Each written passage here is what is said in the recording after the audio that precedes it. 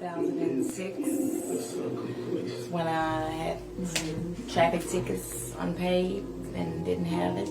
So I had to go and do 10 days in jail for not paying. And while I was in there 10 days, The sun hadn't even set yet when everything changed. Mernaiya was only 19, still so young, still figuring out life, still holding on to pieces of hope. That day, her face was swollen, her pride bruised, and her heart burning. Someone had come for her, someone older, stronger, crueler. They hadn't just fought her, they had hurt her, humiliated her. It wasn't fair. It wasn't supposed to happen like this. Not again. She could have called the police. She could have stayed down and swallowed the pain. But instead, she picked up her phone and called the only person she still believed could make things right. She called her mother. It didn't matter how many times that mother had disappeared or let her down before. In her heart, Mernaiya still believed if anybody would show up for me, Momma would. Her big sister Montieria came too. The one who always carried herself with light, the one with dreams of owning a salon, the one who used to cheerlead and help. People feel beautiful. She was 22, quiet strength wrapped in a smile. She didn't ask questions, she got in the car. Blood may not heal wounds, but it binds people in ways logic never can. And their mother? She drove. No one knows what they were really thinking when they pulled up to that salon in Hot Springs, Arkansas. Maybe they just wanted to talk. Maybe they didn't. But what's true is this. They stepped into a storm they should have walked away from. Inside that building, words turned into fists. Fists turned into fear. And fear turned into gunfire.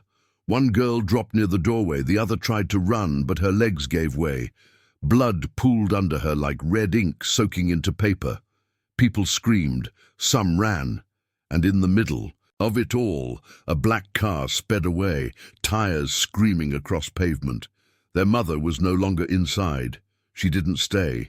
She didn't cover their bodies or scream their names. She didn't cradle them or say it would be okay. She didn't protect them, not when it mattered. Both daughters were shot in the head. One died right there in the entryway. The other made it to the hospital, barely holding on. But even the machines couldn't save what love alone had never fully built. By nightfall, both sisters were gone. 2 bright lives dimmed forever. Not in a war, not in an accident, but on a quiet summer day, inside a beauty shop, while the one person they trusted to keep them safe drove away and never looked back. They had called her for help, and she left them to die. Before the bullets, before the sirens, before the heartbreak on that hot July day, there was chaos. Latonya Myers was the kind of woman people noticed. Pretty, loud, full of energy. She smiled wide, laughed easily, and turned heads when she walked into a room. But behind her beauty lived something broken, something wild and unfinished. She had children young. She had them by different men. She had no stability, no plan, and no help.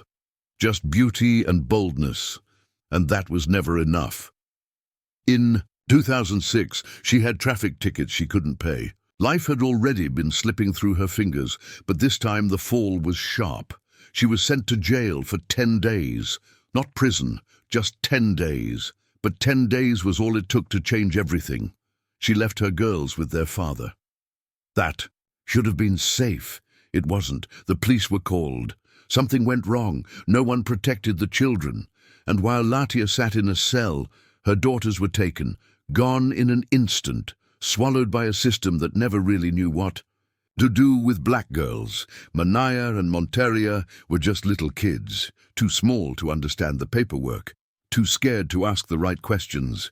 They were pulled from everything they knew, their home, their toys, each other, and handed over to strangers with rules and names they didn't recognize.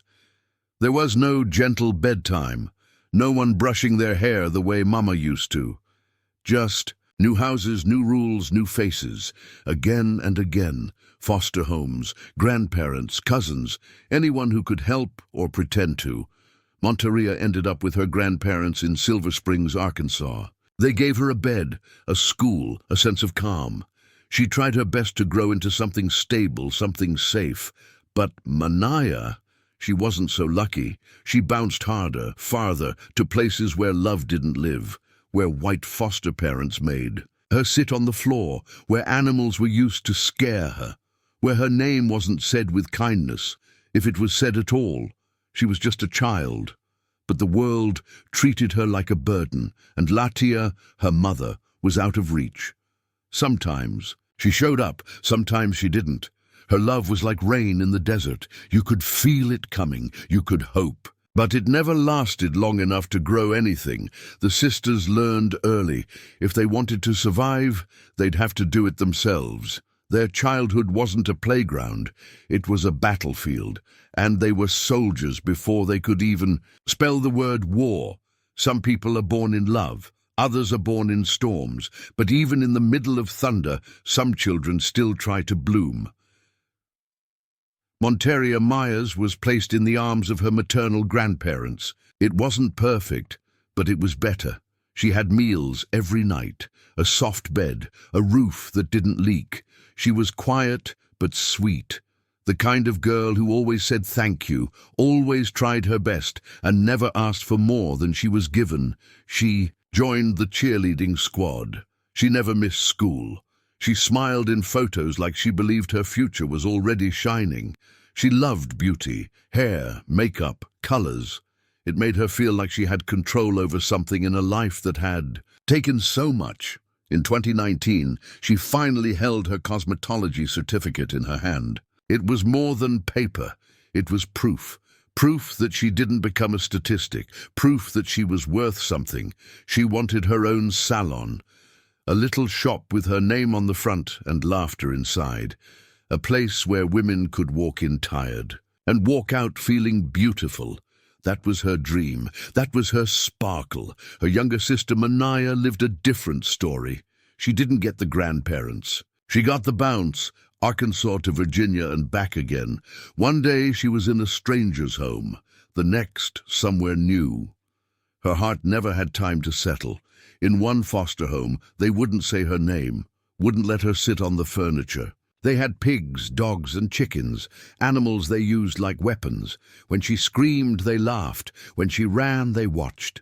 They let the dogs chase her through the fields just to see her cry. She was a child, but in those places, she wasn't. Treated like one, years passed, the bruises faded. The memories didn't. At just 19, she told her story to the world. She made a documentary, not to get attention, but to survive it, to release it, to make sure no other little girl felt like she did. She enrolled in college, psychology. She wanted to help kids like her, kids lost in the system, kids who were punished just for being born in the wrong place, at the wrong time, to the wrong parents. But don't get it twisted, Mernaiya had fire.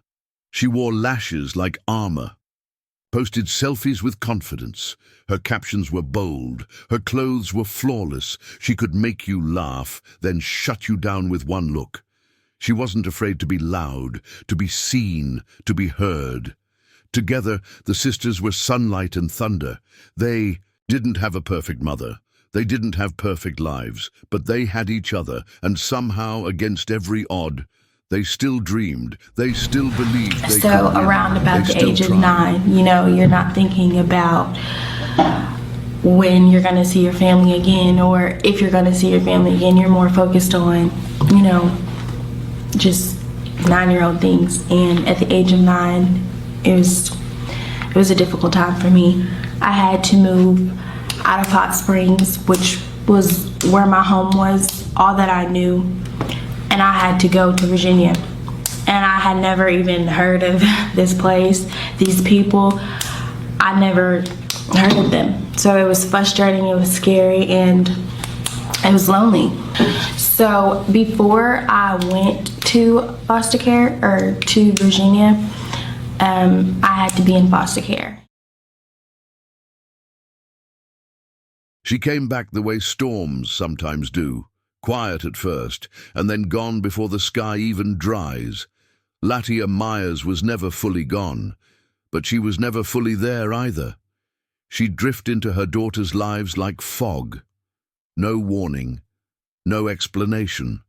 Sometimes with stories, sometimes with gifts, sometimes just her smile, bright enough to make them forget how long it had been. Then she'd vanish again. No calls, no hugs, no "I love you." Just empty space where a mother should have been. She said she was doing her best. She said she loved them more than anything. But love without presence is like air through a screen door, too weak to hold, too thin to breathe. Her daughters, though, never gave up on her. Montieria, graceful and grown too early, learned to guard her heart. But even she still tilted her face toward her mother's warmth when it showed up, like a flower reaching for a sun that couldn't stay still. And Mernaiya, oh, Mernaiya. She held on hardest. The youngest always does, even with the bruises from foster homes still fresh under her skin, even with memories she didn't talk about, dogs chasing her, names stripped from her, color turned into a curse. Even with all of that, when life fell apart, she didn't call the police. She didn't call a friend. She called her Momma. She needed her, not for makeup tips or social media laughs, but for safety, for someone to fight for her, for someone who wouldn't leave. Because no matter how messy things got, no matter how many times that door had stayed shut when she knocked, Mernaiya still believed. She believed her mother would come, that she'd pick up the phone, that she'd say, "I'm here now, baby, I got you." And she did come, not like a hero, not like a savior, but like someone who still wanted to be needed. But that's the cruel part. Because when it mattered most, when protection was no longer a promise but a responsibility, Latonya showed up in body, but not in soul, not in wisdom, not in the way a mother should. She came, yes, but not to stop the storm. She drove them into it. Her name was Shimon Dennis. Older, heavier, harder. She wasn't soft like most women in beauty salons. She owned one. Simply unique hair care. But behind the name was someone far from simple. There was a man. Of course there was a man. The kind of man who played both sides, whispered into two ears, stirred a fire, and then stepped back to watch it burn. He didn't love either woman, not really, but they fought like he was worth something. Mernaiya was one of them. Just 19, still carrying the pain of a childhood full of foster homes and broken promises. She wanted love to feel safe. Instead, it felt like war. Shimon wanted to mark territory. Mernaiya wouldn't back down. What started with side eyes and Instagram comments turned into full-blown hate. They posted, they subtweeted, they threatened. And the grown-ups, the ones who should have stepped in, said nothing. Not one adult. Pressed pause. Not one said, "This isn't worth it," so it built. Quiet and hot like water just before it boils. Then came July 23rd, 2019. That day, Shimon didn't post. She pulled up. Some say she waited outside a man's house all night, from sundown to sunlight, just to catch Mernaiya slipping. Others say it was never about the man. It was about pride. What happened next wasn't a fight, it was an ambush. There were no cameras, no security, just fists, fury, and something metal in Shimon's hand. Some say it was a pistol. Others say a rail. Either way, it struck like she meant to hurt, not scare. Mernaiya fell, bleeding, shaking, humiliated. There was no police report that stuck, no justice, just pain and silence. She could have let it go. She could have disappeared into healing. But that kind of wound doesn't close without answers. So she did what she always did when the world felt too big. She called her mother and her big sister, not the cops, not a lawyer, not even a friend. She called the only two people she still believed would stand beside her, the woman who birthed her, and the sister who always showed up. The next day came fast, July 24th. Sun high, heat thick in the air. You'd think it was just another day in Hot Springs, Arkansas. But for 3 women in a black car, it was already too late to turn back. They didn't dress for war. They didn't bring shields or second thoughts. They just brought anger. Wounded, hungry anger, the kind that swells when the world keeps telling you you're powerless. Mernaiya in the front seat, her big sister beside her, their mother Latonya behind the wheel. They pulled up to the Salon, simply unique. A place, meant for beauty, but now holding something sharp underneath. They didn't knock. They didn't speak. They walked in, and everything inside them followed. The rage, the betrayal, the history, the need to do something. Surveillance footage would later show it plain. There was no peace talk, no reaching out, just fists, just fury, just three women crashing into one.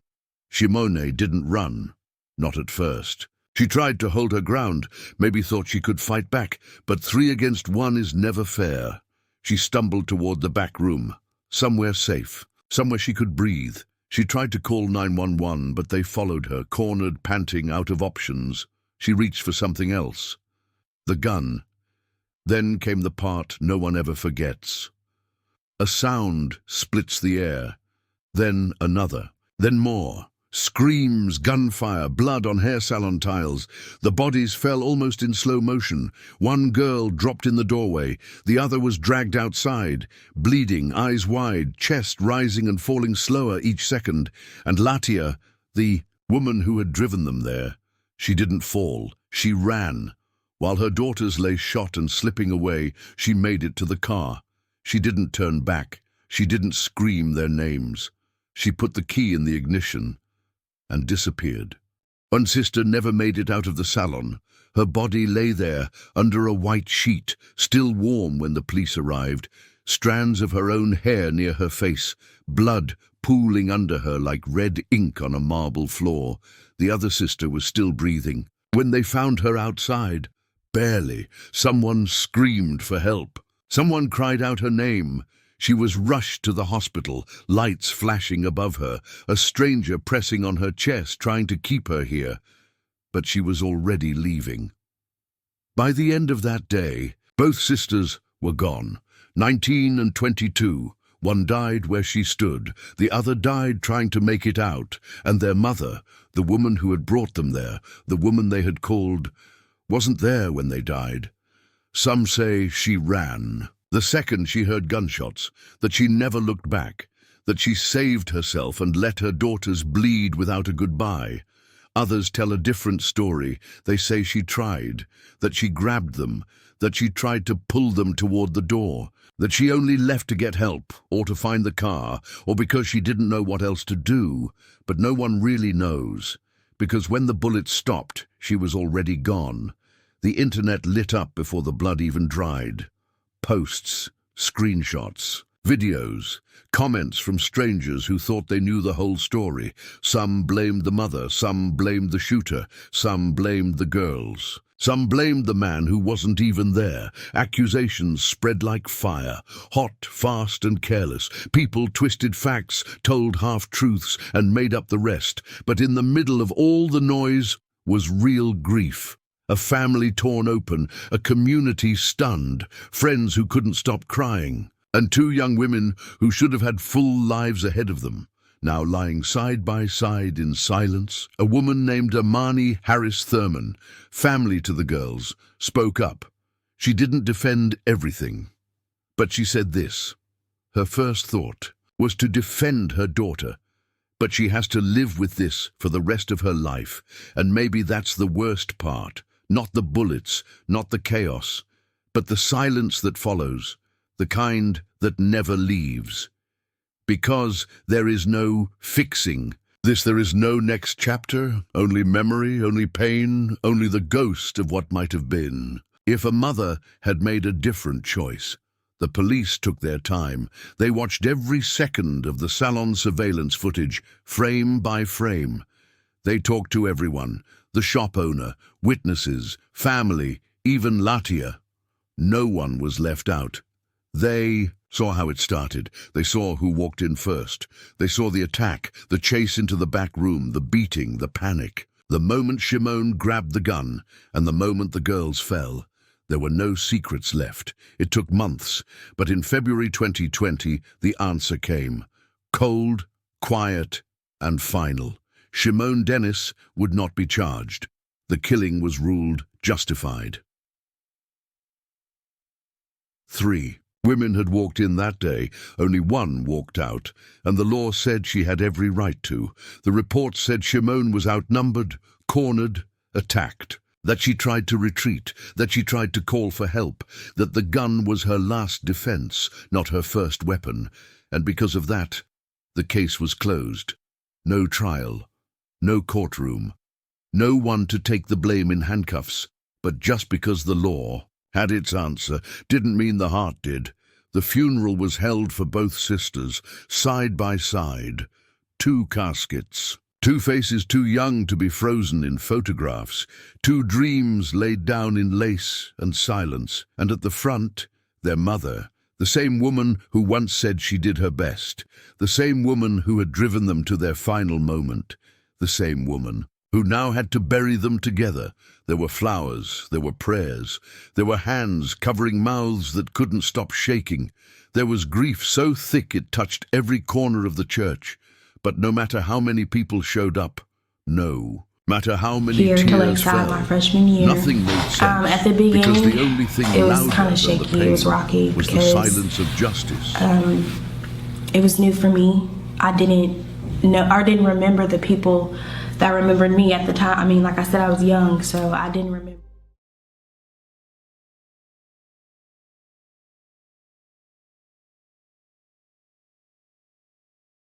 Mernaiya should be in a college classroom today. She should be taking notes about trauma, raising her hand in psychology lectures, laughing with friends who called her Nana. She should be telling children that healing is possible because she survived it herself. Montieria should be standing behind a salon chair, wigs, combs, curling irons in hand, her own name stitched onto the wall in gold lettering. Clients lined up just to feel her touch. She should be running a business, building a legacy. They should be here, breathing, loving, thriving, but they're not. Because the one person they trusted most, the one they called when it all fell apart, didn't save them. She drove them straight into danger, and when it turned deadly, she ran. This wasn't just a crime. This was a collapse of guidance, of protection, of motherhood. And when mothers fail like that, not in small ways, but in the moments that matter most, the children pay the price. They always pay first. Now 2 girls are buried beneath the same sky that never gave them peace in life. 2 sisters whose final moments weren't soft, weren't quiet, and weren't fair. There are no more sides to take, no more stories to untangle, only this: they trusted her. She left them, and they never came home. May Mernaiya and Montieria Myers finally rest, because rest, real, gentle, lasting peace, was something they never got to feel while they were alive.